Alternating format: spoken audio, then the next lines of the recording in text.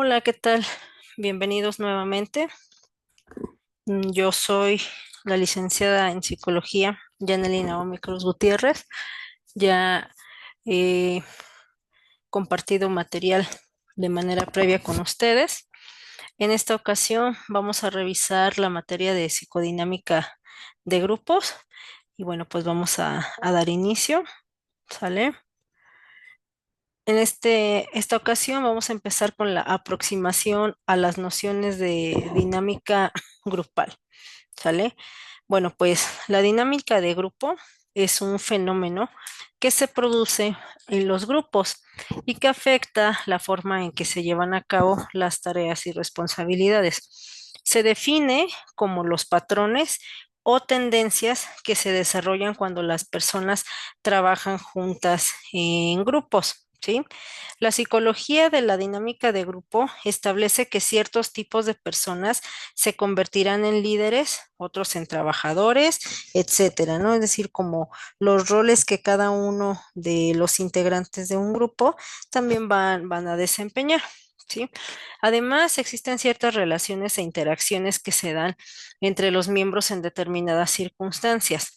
Existen muchos tipos de grupos y diferentes estructuras de grupos y bueno, son las más adecuadas para desempeñar ciertas funciones. Los diferentes grupos, o más bien los diferentes tipos de grupos, incluyen a su vez grupos de mando, de tarea, funcionales, de intereses y de amistad. Hay muchos roles que una persona puede desempeñar en un grupo, incluyendo el de líder, trabajador o supervisor, ¿sí? De acuerdo a sus características, de acuerdo a sus labores, etcétera, ¿no? Entonces, vamos a ir revisando ahorita paso a paso de qué se trata cada una de las cosas que les estoy mencionando. Ujú. La teoría de la dinámica de grupos explica el cómo y el porqué del funcionamiento de ciertos grupos y sus miembros. Es una extensión de la teoría de sistemas. Esta teoría establece que todos los grupos atraviesan un ciclo de estados que contribuyen o impiden el logro de sus objetivos. Ciertos procesos se llevan a cabo entre los miembros del grupo en diversas etapas de este ciclo. La teoría de sistemas afirma que las acciones de los miembros del grupo no deben interpretarse ni juzgarse por sí mismas, sino examinarse como parte de un sistema mayor, una red de individuos con un objetivo en común. Ujú. Y bueno, perdón, igual en estas aproximaciones vamos a tener unas etapas en las cuales existe el desarrollo grupal y se ven afectadas por la dinámica de grupo. Esas etapas son las siguientes que vamos a mencionar. En primer lugar está la formación, es decir, en esta etapa es cuando se crea o se forma un grupo. De ahí viene lo que se denomina tormenta. Los miembros del grupo buscan a otros en el grupo que comparten intereses similares. De ahí vamos a la normalización, que es la etapa en la que se crean las normas grupales. Luego viene la ejecución, que es donde las tareas grupales se inician, se llevan a cabo y se completan. Y en último lugar, tenemos la disolución, es decir, un grupo se disuelve después de que se hayan cumplido sus objetivos. Esto también es algo que ya habíamos revisado, si mal no recuerdo, en psicología social. Les hablaba un poco acerca de cómo es esa dinámica del grupo, ¿sale? Y luego, pues ya saben, ¿no? Nos vamos a la parte de los antecedentes o la parte histórica de dinámica de grupos, ¿sí? La dinámica de grupos, bueno, pues tuvo su origen en Estados Unidos a finales de 1930 por la preocupación de la mejora de los resultados obtenidos en el campo político, económico, social y militar del país. La convergencia de ellas, así como la teoría de la Gestalt, contribuyeron a fundamentar la teoría de la dinámica de grupos. En 1936, este hombre, Muzafer Sherif, publicó un libro que contenía un análisis teórico sistemático del concepto norma social y una ingeniosa investigación experimental sobre los orígenes de las normas sociales en los grupos de gente. Probablemente el rasgo más importante de este libro fue reunir las ideas y observaciones de la sociología y la antropología y técnicas de experimentación de laboratorio de la psicología experimental. Sherif empezó aceptando la existencia de costumbres, tradiciones, reglas, valores, modas y otros criterios de conducta. Ujú. Esto, bueno, lo resumió bajo el nombre general de norma social. ¿Sale? Este es el conjunto. Los estudios de Sherif permitieron establecer la posibilidad de sujetar los fenómenos de grupo a investigaciones experimentales. Y luego, entre 1933 y 1939, Theodor Neukomp realizó una investigación del mismo tipo general de problemas que interesaban a Sherif, que es de quien les hablé hace un momento, pero con métodos por completo diferentes. Newcomb seleccionó, perdón, un ambiente natural y ahí estudió el funcionamiento de las normas sociales y los procesos de influencia social y confió ante todo en técnicas de medición de actitudes, la sociometría y las entrevistas para obtener sus datos. El estudio de Newcomb demostró que las actitudes de los individuos están fuertemente enraizadas en los grupos a los que pertenecen, que la influencia de un grupo sobre las actitudes de un individuo y el grupo, y que los grupos evalúan a sus miembros, al menos parcialmente, según su conformidad con las normas del grupo, y que los grupos evalúan a sus miembros, al menos parcialmente, según su conformidad con las normas de grupo. Este es lo que este señor hizo en este estudio. Luego el fundador de las dinámicas de grupo fue Kurt Lewin. Él ya su nombre es como más sonado en este sentido, tanto de psicología social y la parte de dinámica de grupos. Y bueno, pues este hombre es en 1994 cuando da el nombre de dinámica de grupos para caracterizar a los pequeños grupos en la vida y la dinámica en que ellos se desarrollan. La investigación en el campo de la psicología le llevó a plantear distintas hipótesis, a aportar instrumentos de investigación y técnicas de aprendizaje. Y bueno, pues debido a la muerte en 1947 de Kurt Lewin, no pudo evidentemente pues seguir investigando, ¿no? La dinámica de grupos ha avanzado en forma de observación, análisis y universalización de la vida de pequeños grupos y bueno, son científicamente estudiados. Ujú. El grupo se convirtió en objeto de análisis ante los datos de su actitud y comportamiento. El trabajo de Lewin fue continuado por Cartwright. Y bueno, la obra de Lewin, Lippitt y White fue con mucho mayor influencia el mayor emergente estudio de la dinámica de grupo, realizada en 1937 y 1940 en la Estación de Investigación sobre el Bienestar Infantil de Iowa. Estas investigaciones de la atmósfera y los estilos de liderazgo lograron una síntesis creadora de las tendencias y de los desarrollos antes considerados. Ujú. El objetivo de estas investigaciones fue estudiar las influencias de ciertas atmósferas de grupo o estilos de liderazgo.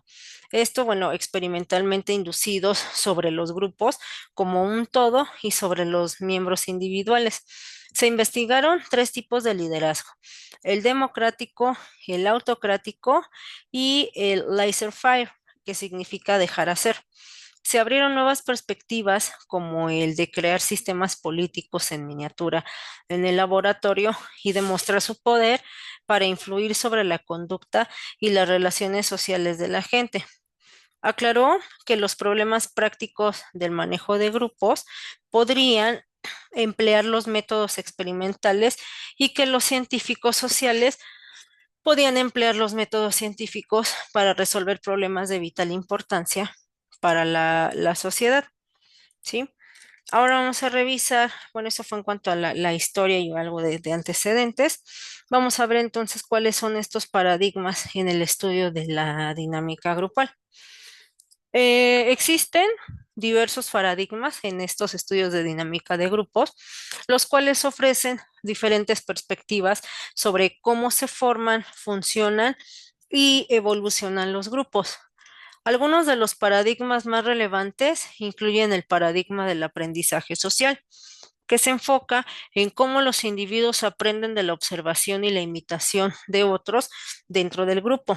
El paradigma del conflicto intergrupal, que analiza las relaciones y conflictos entre diferentes grupos, y el paradigma de la identidad social, que explora cómo la pertenencia a un grupo influye en la identidad y el comportamiento de los individuos. Encontramos aquí el paradigma de la teoría del campo de Kurt Lewin, que lo vimos ahorita en la parte de los antecedentes. Este paradigma considera al grupo como una totalidad dinámica donde las interacciones y relaciones entre sus miembros son interdependientes y están influenciadas por fuerzas internas y externas. Este es el paradigma de Lewin. Luego tenemos este paradigma conductista. Y bueno, este paradigma se enfoca, o los paradigmas, se enfocan en el análisis de los comportamientos observables y medibles dentro del grupo, utilizando conceptos como el refuerzo y el castigo para entender cómo se moldean las acciones de los individuos.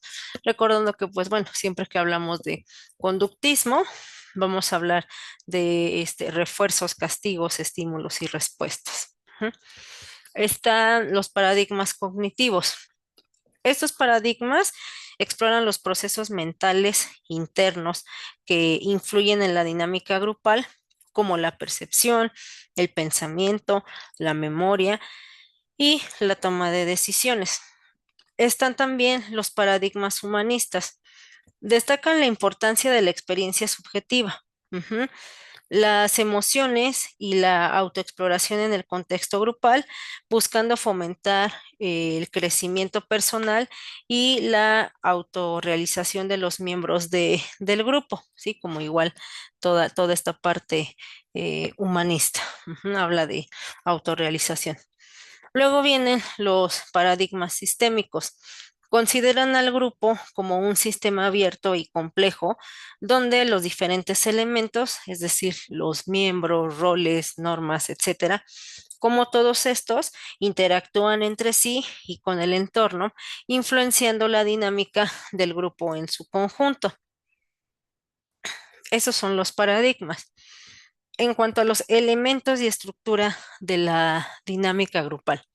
Bueno, la característica básica en la formación de un grupo es la propia decisión de sus miembros para constituirse en un grupo como tal. Ujú.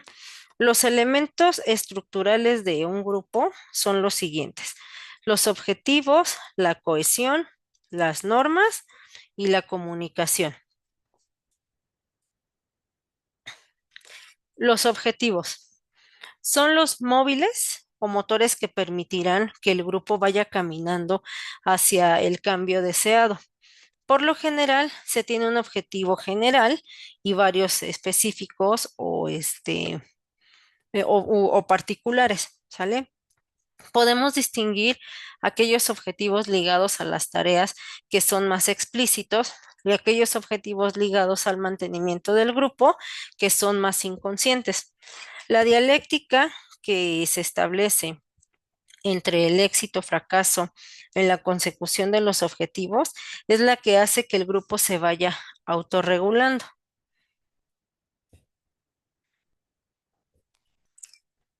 La cohesión, bueno, se define como la tendencia a mantenerse unidos y de acuerdo. Eso es la cohesión como tal.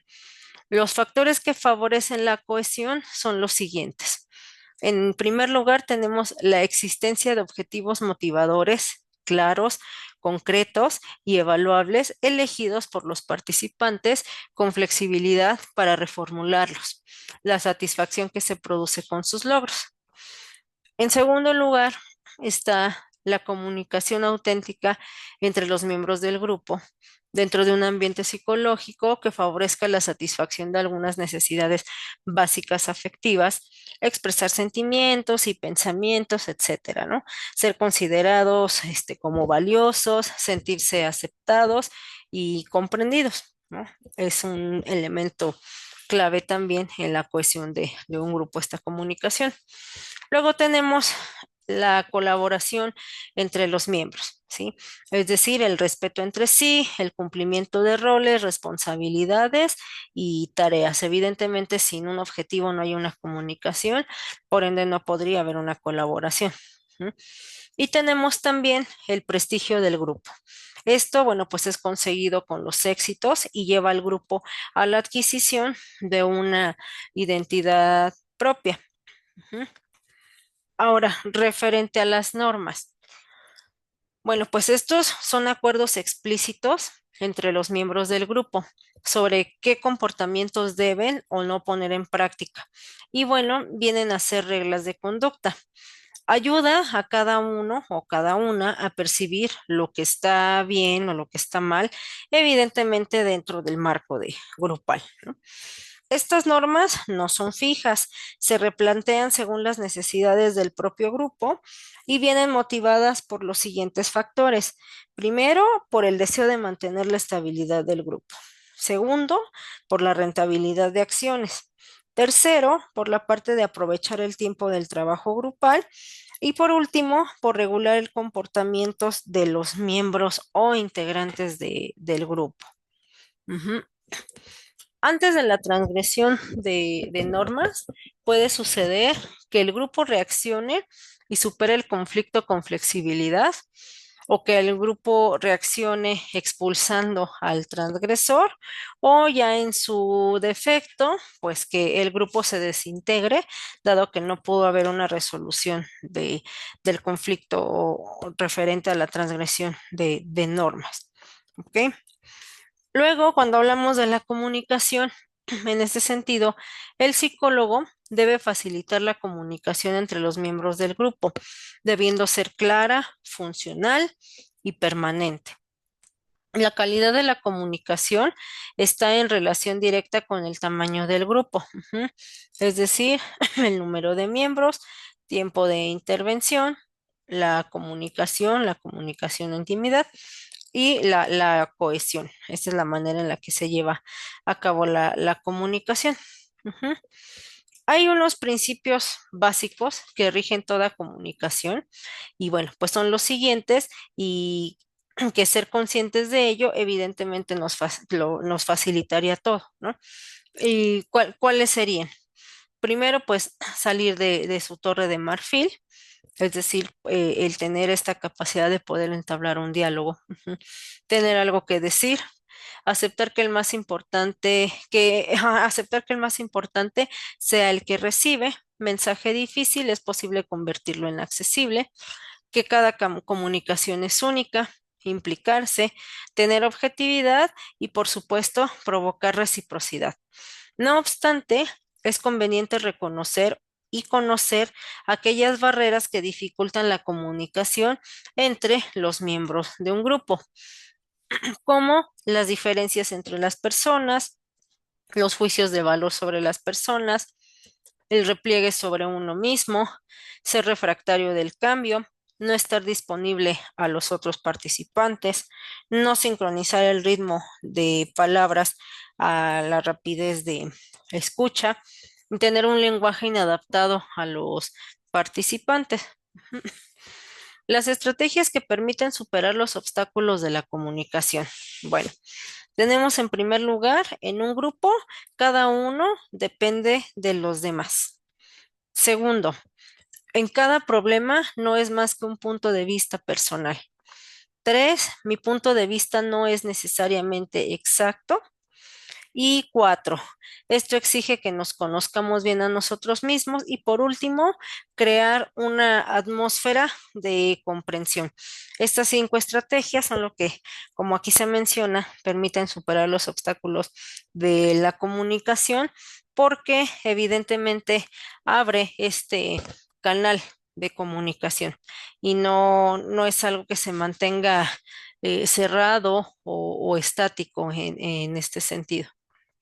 ¿Sale? A eso se refiere con estas estrategias. Bien. Debemos también tener presentes una serie de aspectos y manifestaciones de la eficacia comunicativa dentro de los grupos, es decir, elementos tales como los rituales, el feedback, la comunicación por teléfono, la escucha activa y la actuación interpersonal.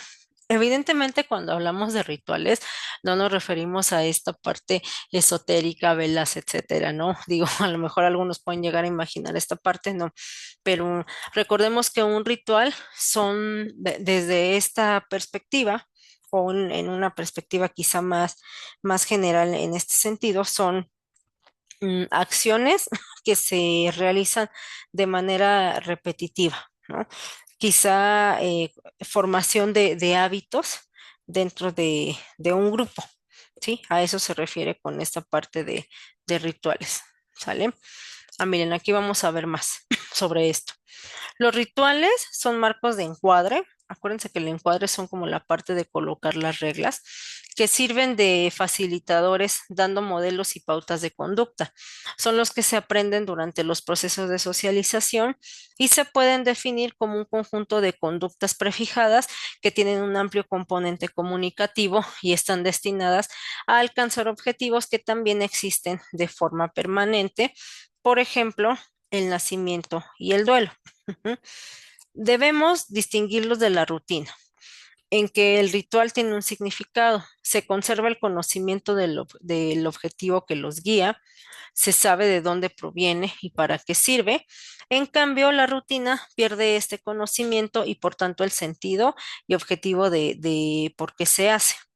Aunque los rituales y demás fórmulas sociales pudieran ser en algún momento barreras para la auténtica comunicación, también pueden ser de gran utilidad si se hace un buen uso de ellos a favor de la mejora de las relaciones personales, lo que a su vez proporcionará un ambiente de trabajo más eficaz y con seguridad más gratificante.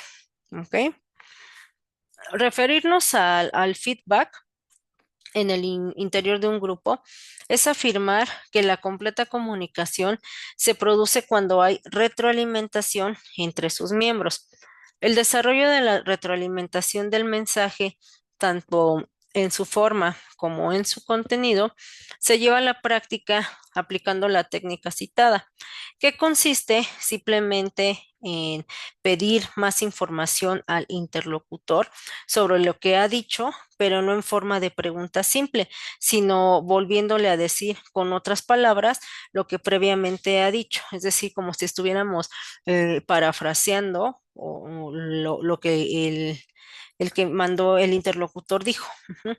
El objetivo más manifiesto es captar realmente lo que se dice, pero es igualmente importante que el interlocutor lo oiga y lo entienda y pueda reflexionar sobre sí mismo, especialmente cuando las circunstancias son duras o son difíciles.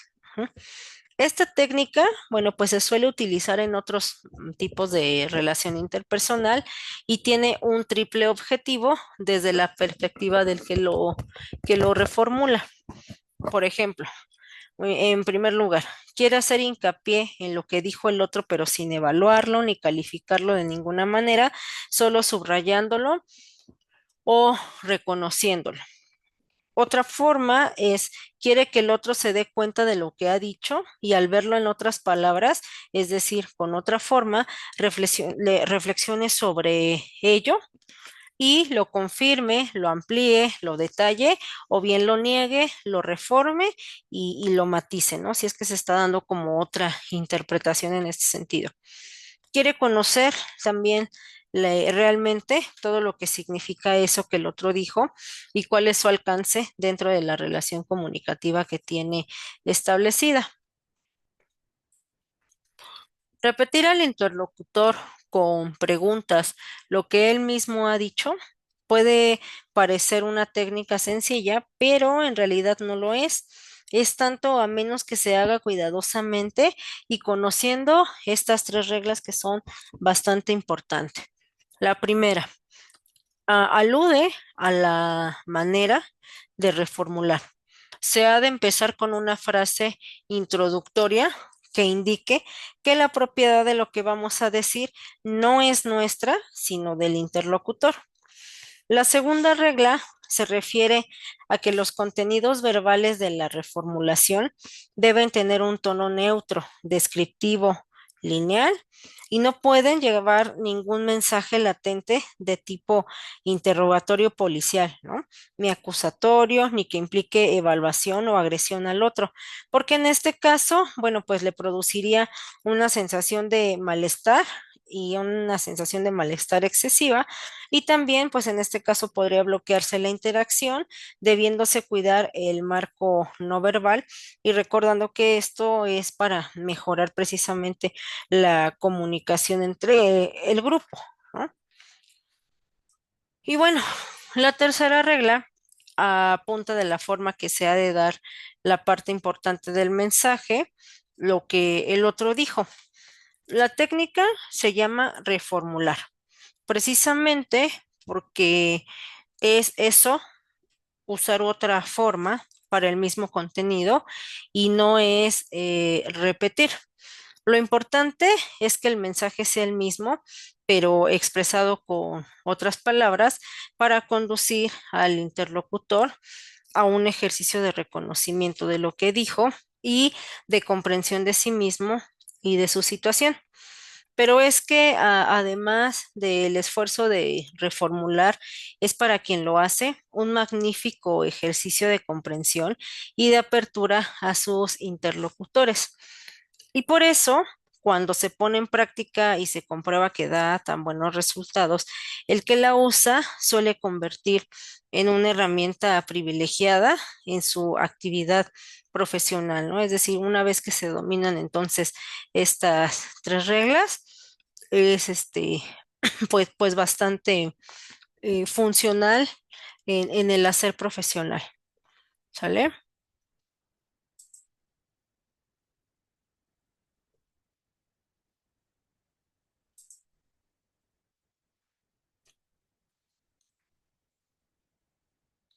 Permítanme un momento.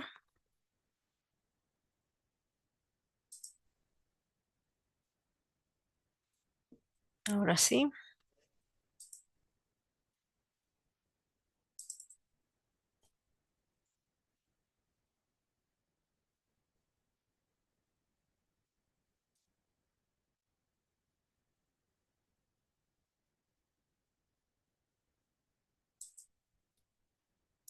Listo, ya reanudamos pantallas. Nada más déjenme volver a poner la presentación. Ahí está. Bien, denme un momento.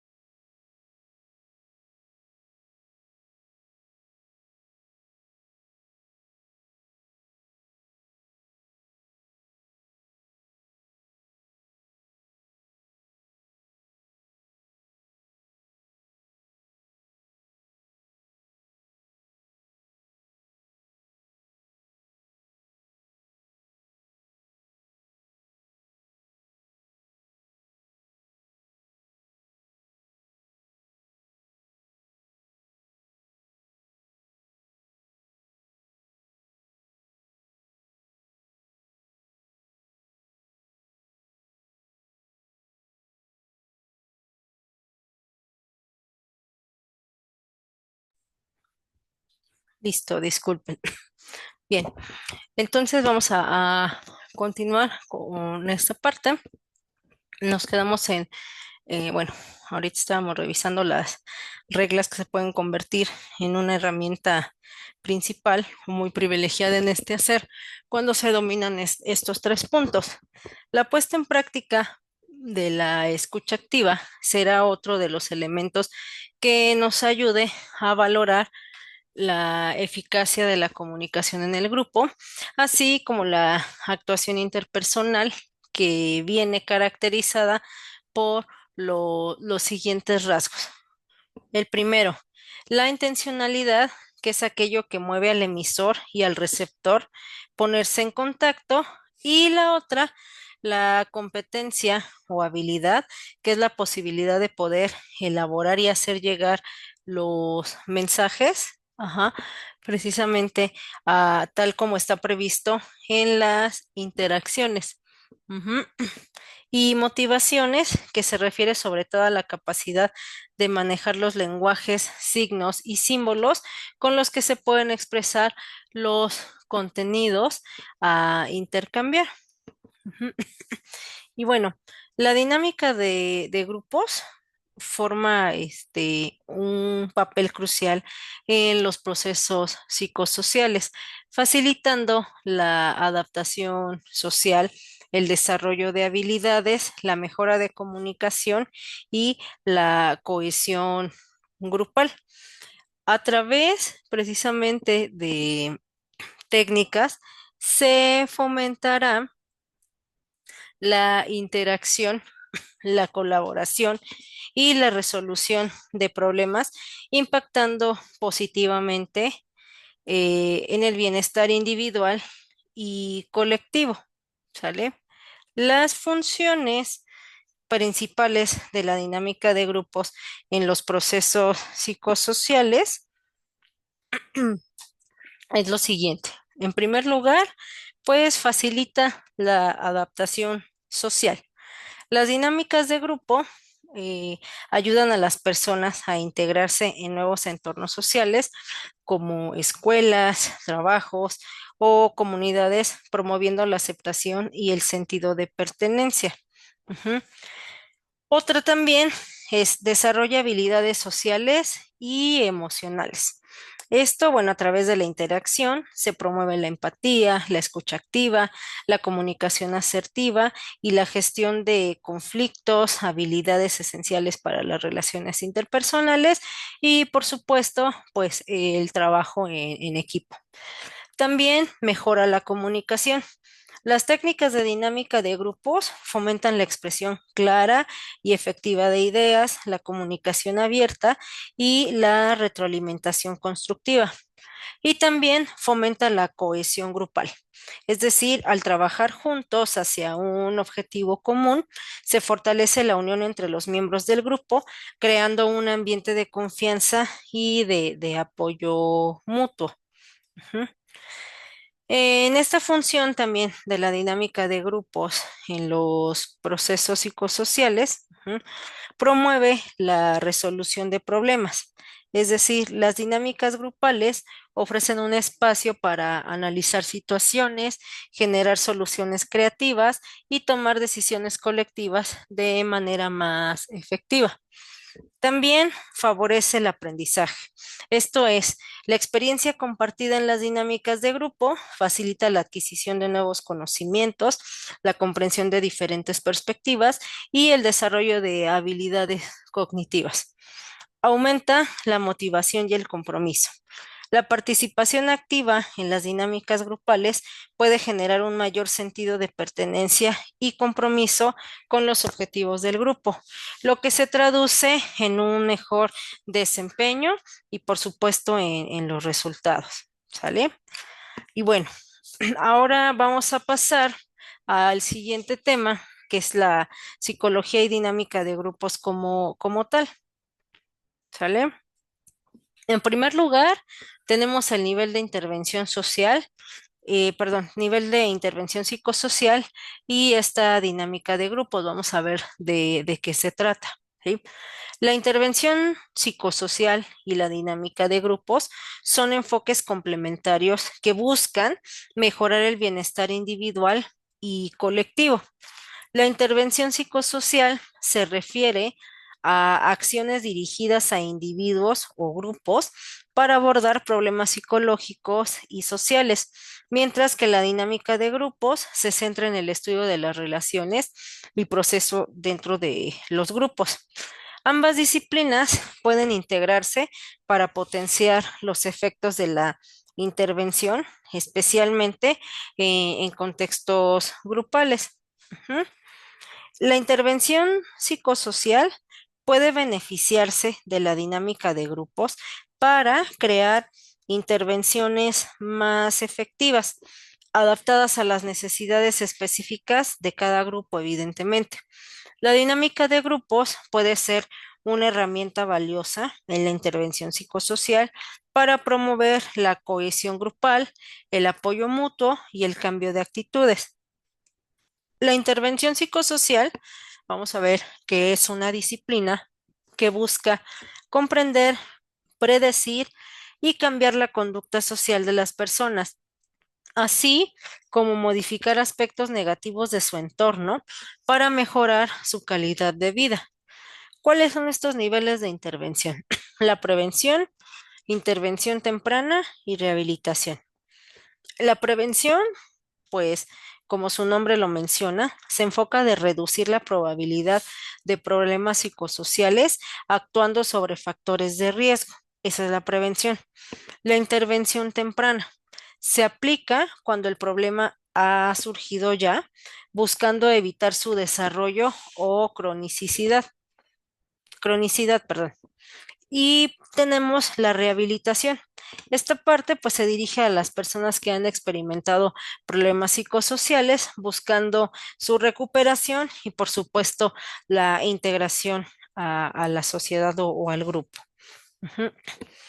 En primera instancia vamos a ver dentro de todo esto la psicoterapia de grupos.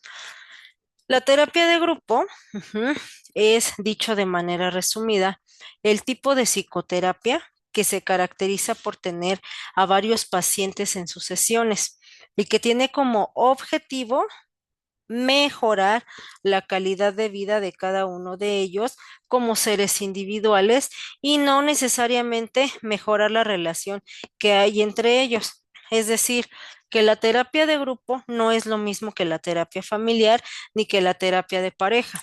Los participantes no se conocen entre ellos, aunque por norma general tienen características en común en lo relativo al problema que les lleva a acudir al psicólogo. Es decir, por ejemplo, en una terapia familiar, pues sí, el objetivo es que la relación entre cada integrante o cada miembro de la familia mejore y puedan tener evidentemente una relación más saludable por una mejor calidad de vida.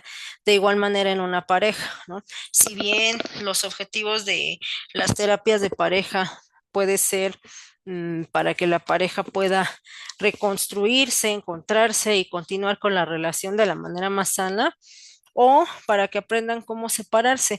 Con a cualquiera de estos dos objetivos tiene como finalidad también, pues, que la relación entre ellos mejore, porque si bien existe una separación, que sea una separación saludable y no que cada vez que se vean o se estén llamando por teléfono, enviando mensajes de una manera bastante agresiva. Ujú. Eso es en una terapia familiar y en una terapia de pareja.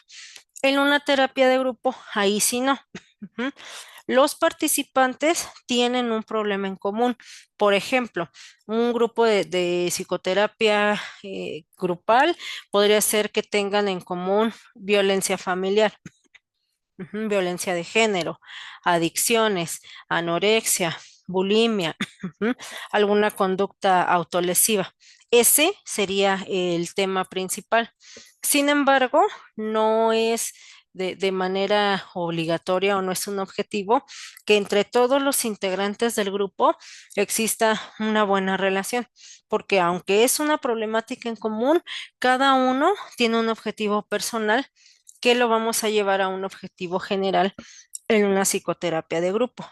A eso es a lo que se refiere con que no es como este objetivo que lleguen a tener como una relación cercana o mejor una relación entre los integrantes, ¿no? Porque recordemos que ellos evidentemente no se conocen, solamente tienen como este tema en común, ¿sale? Mm. Ahora, ¿cuál es la razón de ser de la terapia de grupo? Bueno, principalmente que los pacientes se ayuden entre ellos, actuando como elemento de apoyo y progreso de la terapia por varios motivos. ¿Sí? El terapeuta debe trabajar para hacer posible que esto ocurra, además de poner de su parte para intervenir evidentemente en los pacientes. Esto no quiere decir que la relación entre los integrantes de el grupo terapéutico no debe existir una relación cordial. Sí, es diferente. Sí debe existir una relación cordial, una relación de respeto, por supuesto, y de confidencialidad, ¿sí? Porque todos comparten el mismo tema y no es solamente como un grupo de autoayuda, ¿sale? Porque aquí el que dirige precisamente es un psicoterapeuta. Esa es la diferencia.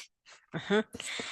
La terapia de grupo, tal y como la conocemos, empezó a desarrollarse en las décadas de 1920 y 1930.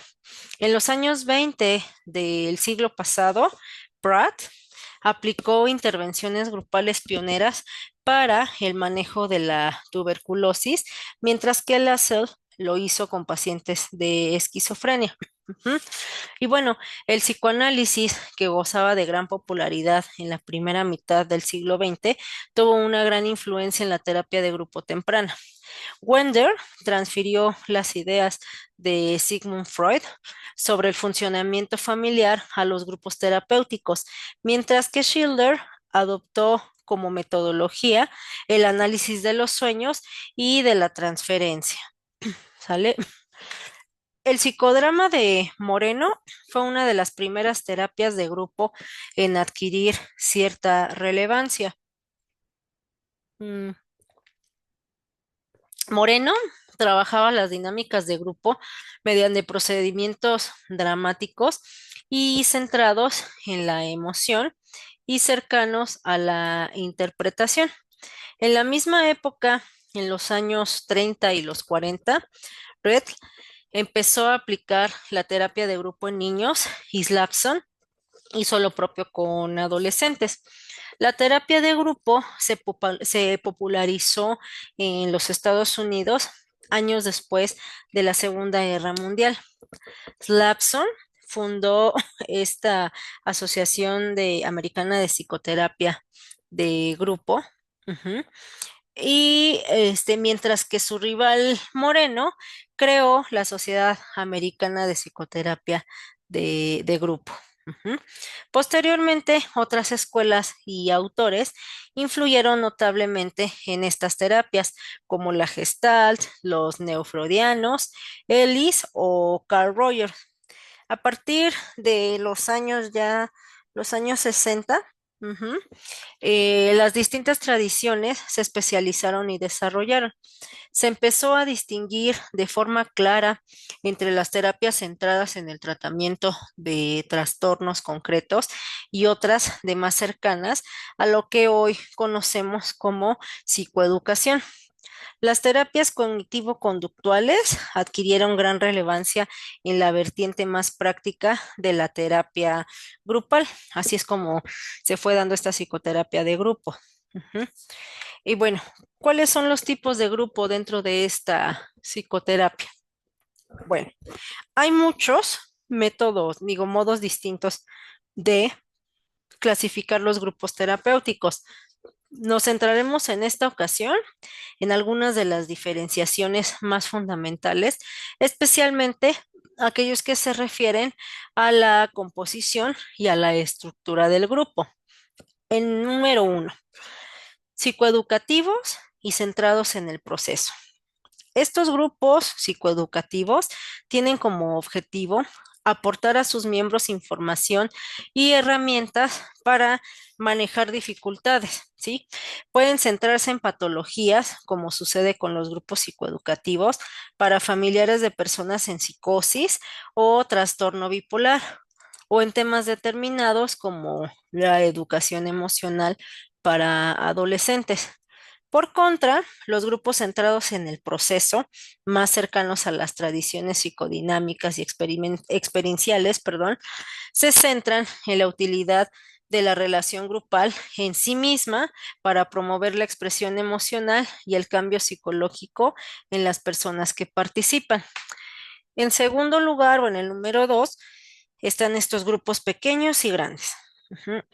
Se suele considerar que un grupo terapéutico es pequeño cuando está formado por entre 5 y 10 miembros aproximadamente. En estos grupos, la interacción y la cohesión son mayores y en muchos casos se crean relaciones estrechas.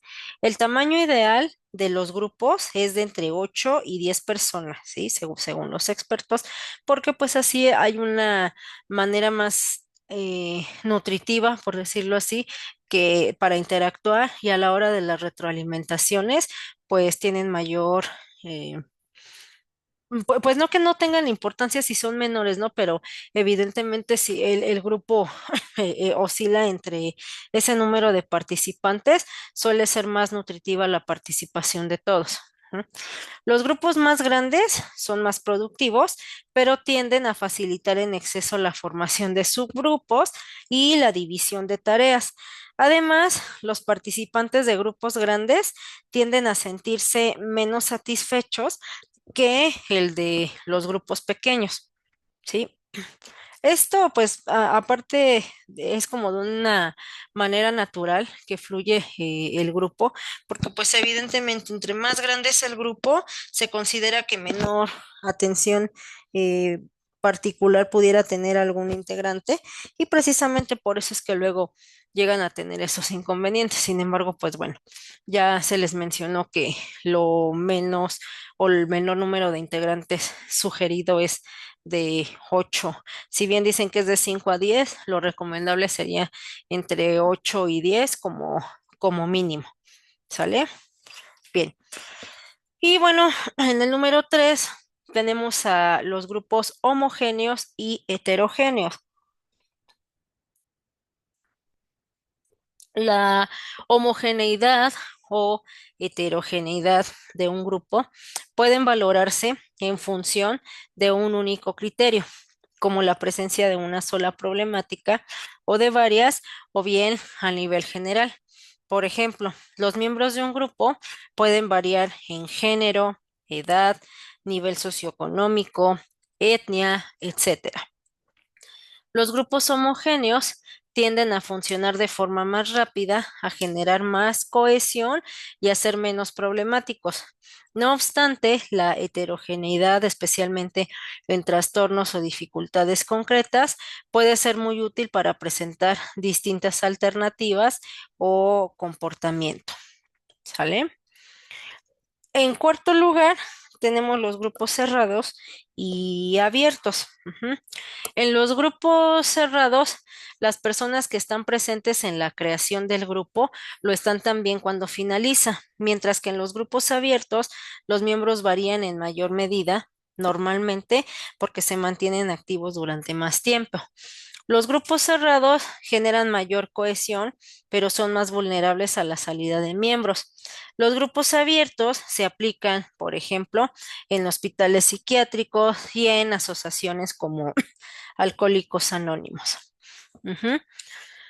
Y bueno, hay en esta psicoterapia de grupos algunas fases que vamos a revisar en este momento. ¿Sí? En este apartado de la clase describiremos las 4 fases de la terapia de grupo según Gerald Corey, que es este señor que tenemos aquí en pantalla. Y bueno, aunque otros autores hablan de fases diferentes, la mayoría de clasificaciones de las etapas del proceso grupal convergen en los aspectos clave. En primer lugar, estadio inicial o de orientación. En la fase de orientación, la tarea central del terapeuta es establecer la confianza de los miembros del grupo hacia él y hacia el resto de participantes. También deben quedar claras las normas, tanto explícitas como implícitas.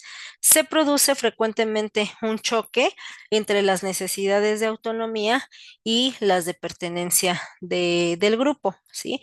Entonces, en esta fase de inicial, que es de orientación y demás, podríamos mencionar que como en la mayoría, si no es que en todas las fases de las intervenciones, se coloca el encuadre. Ujú. Precisamente porque deben de quedar claras todas las normas. Esto podría interpretarse de esta manera. En esta etapa, en la primera, es donde se realiza el encuadre. Ujú. Luego viene el estadio de transición. Después del estadio inicial, es posible que los miembros sientan dudas sobre los beneficios que pueden obtener del grupo, así como miedo a exponerse, evidentemente, ¿no? Es habitual que aparezcan conflictos entre los miembros y que se ponga en duda, en este caso, la autoridad del terapeuta, si evidentemente este mismo no sabe dirigir y poder tener en claro la primera fase, ¿no? Para poder dominar esta segunda. El número 3 es el estadio de trabajo. Según Corey, en la fase del trabajo se produce la cohesión entre los participantes a partir del abordaje de problemas concretos y de los conflictos que surgen en el propio grupo. El terapeuta puede desafiar a los miembros con el objetivo de avanzar evidentemente pues hacia esas metas u objetivos terapéuticos, ¿sí? Y en la cuarta fase, el estadio final o de consolidación. En el estadio de consolidación se lleva a cabo una recapitulación de los avances realizados por los miembros, que tiene el objetivo de integrar la experiencia de la terapia de grupo en la vida cotidiana. Los participantes pueden sentir cierta tristeza y temor a afrontar nuevas dificultades sin ayuda de sus compañeros y el terapeuta, por lo que entonces pues conviene preparar bien la finalización y planificar sesiones de seguimiento si esto fuera necesario. Evidentemente, pues también que esto vaya a beneficiar al grupo para que se puedan planificar. ¿Sale? Ahora, los grupos terapéuticos. La epistemología sistémica define a los seres humanos como sistemas biopsicosociales, que a su vez, desde su origen, se constituyen, crecen y desarrollan en múltiples y diferentes sistemas contextuales, con sus propios valores y creencias que le dan sus características relacionales. Estos autores Hall y Fagen definen al sistema como un conjunto de objetos, así como de relaciones entre los objetos y entre sus atributos, en el que los objetos son componentes o partes del sistema. Los atributos son las propiedades de los objetos y las relaciones mantienen unido al sistema. El grupo terapéutico se puede definir como un sistema en el que confluyen operativamente los requerimientos de una multiplicidad de sistemas humanos con sus propias experiencias, valores, creencias y particular manera de significar el mundo. Teniendo en cuenta que los terapeutas sistémicos dan especial importancia a la pragmática de la comunicación, se tomará como idea directriz la riqueza de la lectura digital y en especial de la analógica en el proceso grupal, evidentemente. Ujú. Saber entender las lecturas verbal y no verbal y utilizarlas aporta una gran ventaja en los procesos grupales. En otras palabras, no hace falta que un paciente diga que necesita decir algo para que el terapeuta pueda darse cuenta de esto. Es decir, al hablar de lectura verbal y no verbal, significa la parte de la observación, ujú, una observación integral a todos los participantes y los consultantes que se van a integrar a estos grupos terapéuticos. El terapeuta debe tener ya esa habilidad de observación para poder identificar estos factores y de esta manera tener un dominio más práctico, más firme y más seguro de su grupo. Ujú. En un grupo de los pacientes, además de ser escuchados, como ya les mencioné, son observados. Sus conductas, sus interacciones dan cuenta de aquellas relaciones vinculares de las que es difícil hablar. En el espacio grupal se actualizan estas relaciones externas dentro del espacio terapéutico. Así, si se lee esta información y se decodifica adecuadamente el lenguaje no verbal implícito en el actuar del paciente, pues se comprende mejor lo que hace, cómo se vincula con los demás, cómo se conduce, qué distinciones hace, qué valoraciones privilegia, con quién se identifica, en qué rol se ubica, cómo responde a las tensiones, etcétera. De esta forma, una simple sugerencia puede convertirse en una poderosa intervención que crea nuevas posibilidades de desarrollo a nivel grupal e individual, ¿sí? Para poder realizarlo se requiere un entrenamiento específico y pues sobre todo la práctica y demasiada ya experiencia. Evidentemente con la práctica se va realizando la experiencia, ¿sí? El terapeuta tendrá que ser de traductor para poder comprender qué es lo que sucede dentro de las diferentes configuraciones grupales, detectar comportamientos estereotipados, mantenedores de la disfunción interpersonal y estimular la puesta en escena de experiencias correctivas en un espacio cuidado donde es posible probar conductas nuevas sin correr riesgos. En el lenguaje no verbal es donde radica la riqueza de poder, no solo escuchar, sino también ver lo que se dice, es decir, prestar muchísima atención para buscar en dado caso la congruencia o incongruencia que pueda tener el integrante del grupo en su decir y actuar. Ujú. En este caso, pues bueno, el lenguaje corporal acompaña al hombre desde el nacimiento. Las primeras relaciones con el mundo se dan sin que aún se haya dado la adquisición de lengua. El hombre está inmerso en un mundo de comunicación antes de poder descifrarlo mediante la palabra y evidentemente ustedes deben identificar cómo es que, por ejemplo, se comunican los bebés. Evidentemente ellos la única manera de lenguaje oral, por decirlo de alguna manera, es el llanto. Ujú.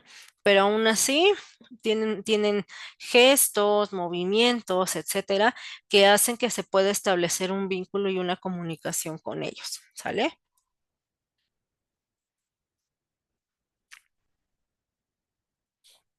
Bien, como pues ya les mencioné, ¿no? Aquí están la parte de los gestos, ujú, señas y microgestos, tonos de voz, posturas, movimientos involuntarios, coloraciones en la piel, por supuesto, respiración, transpiración, etcétera. Todo esto, pues, forman parte del repertorio de expresión emocional que se posee y que se usa voluntaria e involuntariamente. Así, bajo el efecto del vínculo terapéutico en el escenario grupal, se van sucediendo secuencias de libretos hablados y actuados que dan cuenta de la multiplicidad de sistemas acompasados por intervenciones verbales y corporales en busca de nuevas realidades. Desde la posición constructivista, tal como lo afirma Haynes von Forster, el lenguaje abandona la clásica concepción representacional del mundo para constituirse en un inventor de realidades, ¿sí? Si se tiene en cuenta que las personas son constructoras activas de realidades a partir del entramado relacional mediatizado por el lenguaje, primero analógico y luego verbal, pues entonces el grupo terapéutico es un escenario adecuado para poder favorecer el cambio humano. Ujú. Y bueno, la terapia grupal entonces incluye los tres universos. ¿Cuáles son estos tres universos? El individuo, grupo, sociedad, en los que se desarrolla, piensa y vive el ser humano. La intervención en un espacio grupal va a generar cambios en cada uno de estos universos. Las personas crecen dentro de un sistema familiar del cual toman información que terminará siendo la base del sistema de creencias que tiene cada individuo. Ujú. Según Hoffman L., el peligro en todo esquema que divide la interacción social es que que con demasiada frecuencia, perdón, elegimos una categoría y después empezamos a creer en ella. Necesitamos un método que nos impida hacer esa elección, excepto cuando la intención y el contexto nos llevan a hacerla. Con lo cual, cuando se ingresa a un contexto terapéutico grupal, se brinda la oportunidad de desarrollar nuevas y diferentes narraciones que permiten una gama ampliada de mediación alternativa a la disolución del problema o situación puntual que trae el paciente desde su grupo familiar. ¿Ok? El espacio grupal invita a estar dentro de un espacio social contenido en donde la interacción lleva a apoyarse en el cambio social. Significa entrar en las lenguas culturales y al mismo tiempo buscar su transformación. Pero esta transformación no se puede entender por voluntad aislada, por un experto omnisciente. Ajá, omnisciente, perdón. La transformación es fundamentalmente una cuestión de relación que surge de innumerables conexiones entre personas. El cambio se va a producir en este espacio, a la manera de los construccionistas sociales, quienes apoyan firmemente la idea de que no hay verdaderas sociales incontrovertibles, sino solo relatos cerca del mundo, relatos que nos contamos a nosotros mismos y contamos a los demás. La actual posición se apoya fuertemente en la idea de que la acción humana tiene lugar en una realidad de comprensión que se crea por medio de la construcción social del diálogo.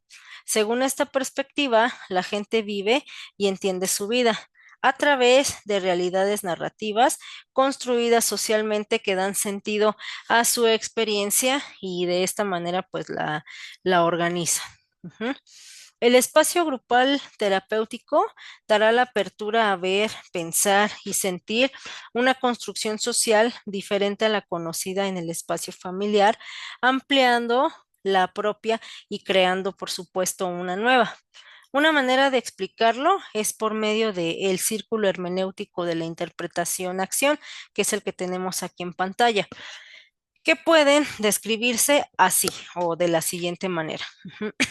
Las creencias sostenidas es la precomprensión.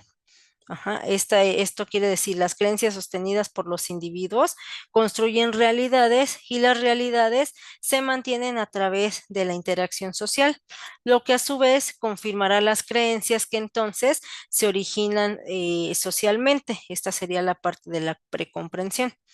Mostrar diferentes construcciones sociales o las mismas o a otro que no se encuentra cómodo en algún aspecto de su vida.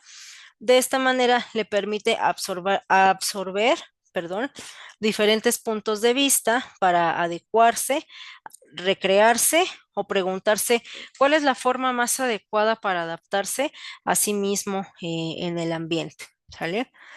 En el escenario del grupo se proporciona a los pacientes una selección variada de relaciones para desarrollar sus habilidades sociales, interactuar entre sí, con los líderes del grupo, con gente de diferente extracción social, con miembros del mismo sexo, así como miembros del sexo opuesto.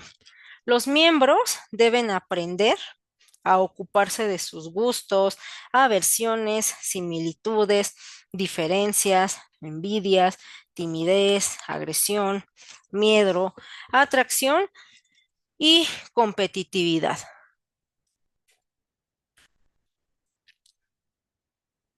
La psicoterapia es un proceso que consiste en desplazar el discurso problemático, es decir, el individual del cliente, hacia otro discurso más fluido, es decir, algo grupal.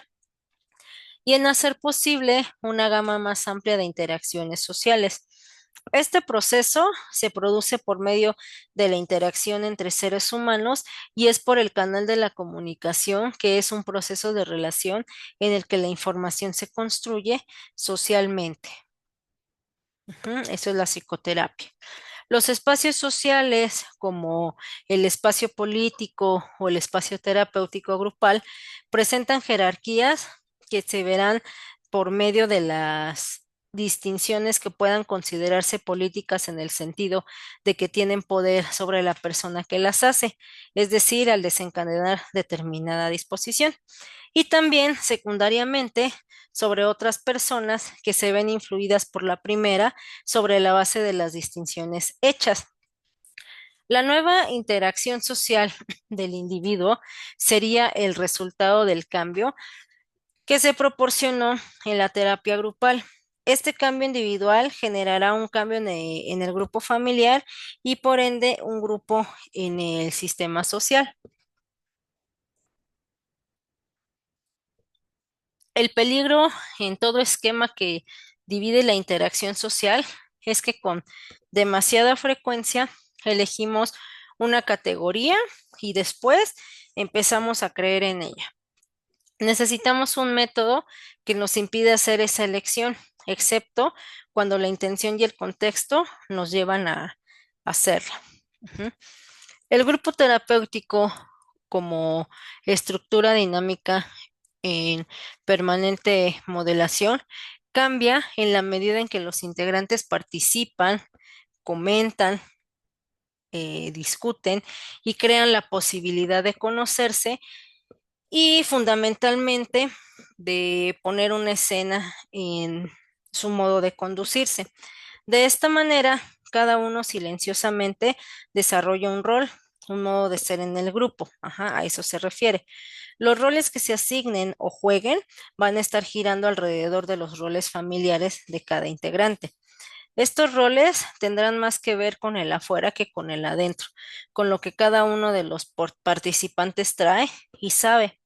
En la prueba de escena inicial, las pautas de interacción de cada uno de los integrantes semejan más a las realizadas en las matrices de relación previas, que es decir, trabajo, escuela, otros grupos de pertenencia si los hubiera, y principalmente, pues este grupo que llamamos familia. Ujú.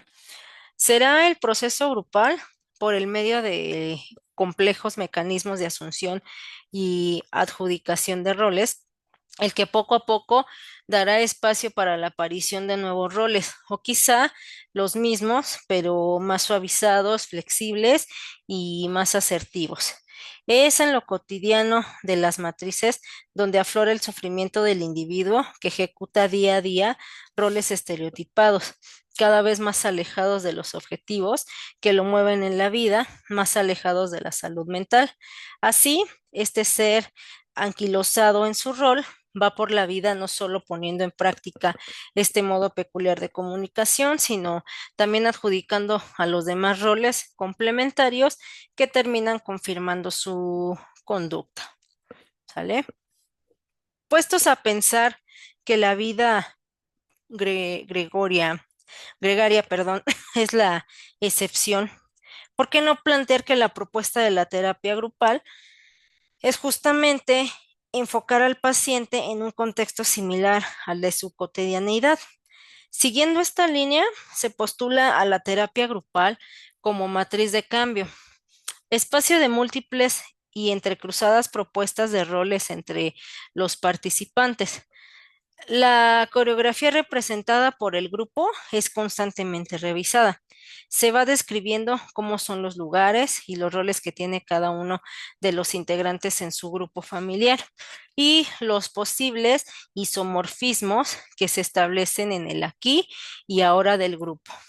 Es en este contexto donde el genograma se presenta como una herramienta útil para divisar estos roles en forma gráfica e instantánea. Ujú. Este genograma nosotros ya lo revisamos o al menos se los mostré en una de las superclases y en su efecto también en alguna tutoría. ¿Se acuerdan? Nosotros lo revisamos como familiograma, en el cual les mostré cómo se identificaba a los hombres, cómo a las mujeres, las relaciones de pareja, las relaciones de hijos, hijos vivos, hijos fallecidos, abortos, etcétera, quienes vivían dentro del mismo núcleo o de la misma casa, por decirlo así. Todo esto se los expliqué ya de manera previa.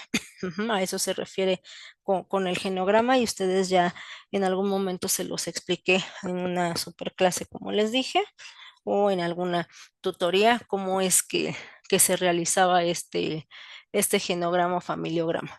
¿Sale? Desde esta perspectiva sistémica, narrativa, constructivista y construccionista social, podemos postular que la terapia de grupo es un abordaje terapéutico de elección para modificar la visión que las personas tienen de sí mismas, los demás y de los del mundo. Por los siguientes motivos. El primero, porque otorga suma importancia a las experiencias de vida de sus integrantes y facilita la reedición y co-construcción de conflictos en la experiencia inmediata acontecida en las sesiones. Y también porque facilita la apreciación de los actos interpretativos de otras personas, permitiendo la reflexión y ampliación de los propios marcos o esquemas referenciales. Ujú. Incrementa el sentido de agencia. Bueno, espérenme, a ver. Es que esto que les mencioné para lo del familiograma y demás, con eso terminamos la parte de los grupos terapéuticos. Ahora, de acuerdo a esto que ya vimos, la función terapéutica es esto primero que les mencioné y esto que vamos a seguir trabajando. Ujú. Como les mencionaba, pues incrementa el sentido de agencia en la autoría y reautoría del propio relato de la trama de la vida en los participantes a partir de observar y compartir experiencias. Estimula y provee un aprendizaje interpersonal, amplificando el propio sistema de significación de sucesos y realidades. Desarrolla el sentido de responsabilidad y del propio poder de efectuar cambios a partir de las vivencias de los cambios en los demás integrantes. Y también, pues, permite la inclusión de aspectos o hechos vividos no incluidos en la narrativa personal, con la consiguiente creación de relatos alternativos a partir de la función, perdón, de la visión y participación en dicha creación de otros miembros del grupo. Otra de las funciones es que amplía la capacidad de aceptación del sí mismo y del otro, gracias al poder ver al otro con sus propias deformidades. Estimula la inquietud de descubrimiento en sí mismos al participar en la exploración en los mundos de los otros. Potencia la fuerza transformadora a partir de la apertura a la sinergia creativa, fomentando en la interacción y vínculo con otros la generación de nuevos roles que son la máxima expresión de la creatividad en un proceso terapéutico. El grupo terapéutico en sí mismo genera la introducción de nueva información que va a provocar un aumento de entropía en el sistema, con lo cual se genera una reformulación de reglas que llevan a instaurar una nueva organización en el funcionamiento del grupo, en su totalidad, de cada miembro en particular y por ende del sistema social.